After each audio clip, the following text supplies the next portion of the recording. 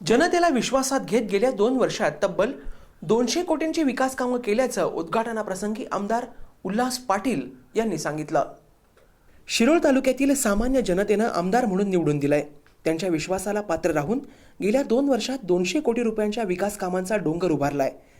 शिरोळचे आमदार उल्हास पाटील यांनी आलास, गणेशवाडी, शेडशाळ इथं मंजूर झालेल्या कामांचा शुभारंभावेळी व्यक्त केलं। आमदार उल्हास पाटील यांनी शनिवारी आलास मतदारसंघात विविध विकास कामांचे शुभारंभ केले। जिल्हा परिषद निवडणुकीच्या आचारसंहितेपूर्वी मंजूर झालेली कामं मार्गी लागावीत आणि जनतेला त्याचा फायदा व्हावा। आलास येथील रामनगर, गणेशवाडी, बुबनाळ यासह भागांमध्ये विविध विकास कामांचे शुभारंभ त्यांनी केले। जनतेनं कामं करण्यासाठी निवडून दिले आणि तीच जबाबदारी मी पार पाडत आहे। गेल्या 2 वर्षात जवळपास 200 कोटींची विकास कामं केली असल्याचं उल्हास पाटील यांनी सांगितलं।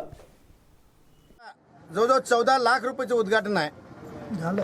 आलासला 24 लाखाचं उद्घाटन आहे आणि शेजारच्या बुबनाळला 40 लाखाचं उद्घाटन आहे। उद्या परत या 7 खेड्यामधल्या काही उरलेल्या गावांमध्ये उद्घाटन असणार आहे। आत्तापर्यंत जी कामं केली गेलेली ती वेगळी, मात्र आज या उद्घाटनाच्या निमित्तानं आत्ता पूर्ण तालुक्यामध्ये जवळजवळ 6.5 कोटी रुपयाची कामं आपण उद्घाटन करून चालू करणार आहे।